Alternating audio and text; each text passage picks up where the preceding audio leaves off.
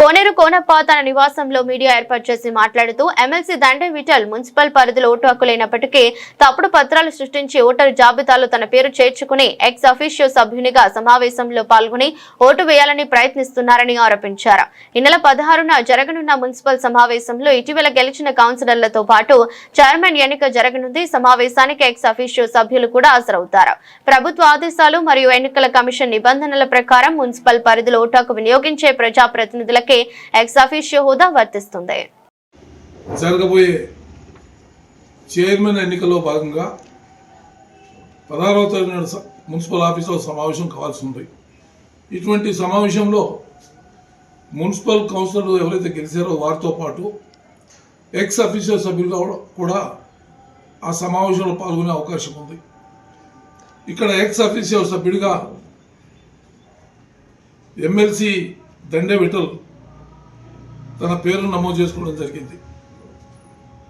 ప్రభుత్వ ఆదేశాల ప్రకారం, ఎన్నికల కమిషన్ ఆదేశాల ప్రకారం ఎవరైతే మున్సిపల్ పరిధిలో ఓటు వేసి ఉంటారో, మున్సిపల్ పరిధిలో ఓటర్గా ఉంటారో వారే ఎక్స్ అఫీషియో సభ్యుడిగా పాల్గొనే అవకాశం ఉంది ఈరోజు వచ్చిన ఉత్తర్వుల ప్రకారం. కానీ ఎమ్మెల్సీ మొన్న జరిగిన ఎన్నికల్లో, మున్సిపల్ ఎన్నికల్లో పాల్గొలేదు. దాంతోపాటు మొన్నటి ఎన్నికల్లో వచ్చిన ఓటర్ లిస్టులో ఆయన పేరు లేదు. ఆ చేర్పులు ఏదైతే జరిగినాయో దాంట్లో కూడా ఆయన పేరు లేదు. మరి ఈ 10-15 రోజుల లోపల కొత్త ఓటర్ లిస్టు నమోదు కార్యక్రమం ఎక్కడ జరగలేదు. ఇప్పుడు ఓటర్ లిస్టులో ఆయన పేరున్నట్టు ఇది నమోదు చేసి రేపు ఎక్స్ అఫీషియో సభ్యుడిగా దొంగదారిన ఓటు వేయడానికి ప్రయత్నం చేస్తా ఉన్నాడు. కాబట్టి కలెక్టర్ గారు, ఎన్నికల కమిషన్ అందరూ కూడా దీన్ని పూర్తిగా ఎంక్వైరీ చేసి ఇతను ఎక్స్ అఫీషియో సభ్యుడిగా పాల్గొనే అర్హత లేదు ఇతనికి. కాబట్టి ఇతన్ని ఎక్స్ అఫీషియో సభ్యుడిగా కొనసాగించరాదు అని చెప్పి మేము డిమాండ్ చేస్తా ఉన్నాం. పాత ఓటర్ లిస్టులో కూడా ఆయన పేరు లేదు. ఏదైతే ఎన్నికల నోటిఫికేషన్ వచ్చిందో ఆ ఫైనల్ లిస్ట్లో కూడా ఆయన పేరు లేదు. దాని తర్వాత చేర్పుల లిస్ట్లో కూడా ఆయన పేరు లేదు.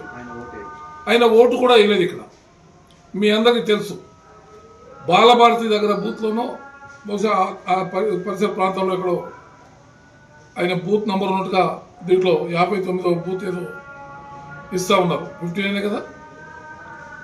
ఇది పూర్తిగా అవాస్తవం. దీని మీద క్షుణ్ణంగా దర్యాప్తు జరపాలి. ఇది చట్ట వ్యతిరేకం.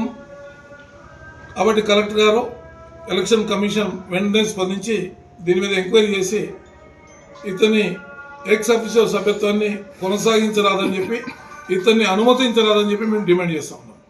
ఇది ఈ మధ్యలో ఇప్పుడు సృష్టించిందా సార్? ఇది ఇప్పుడు ఈరోజు లెటర్. ఇది మొన్న ఎన్నికల్లో లేదు. మొన్న మున్సిపల్ ఎన్నికల్లో ఈ ఓటర్ లిస్టులో ఈ పేరు లేదు. కావాల్సి మీరు ఓటర్ లిస్టు మొత్తం చెక్ చేసుకోవచ్చు. కొన్ని అడిషనల్ లిస్టులో కూడా ఆయన పేరు లేదు. మళ్ళీ చెక్ చేసుకోవచ్చు మీరు. ఇప్పుడు ఎవరైనా ఓటర్ లిస్టు కొడితే మీకు తెలిసిపోతుంది, ఎమ్మటే తెలిసిపోతుంది. కాబట్టి ఇది పూర్తిగా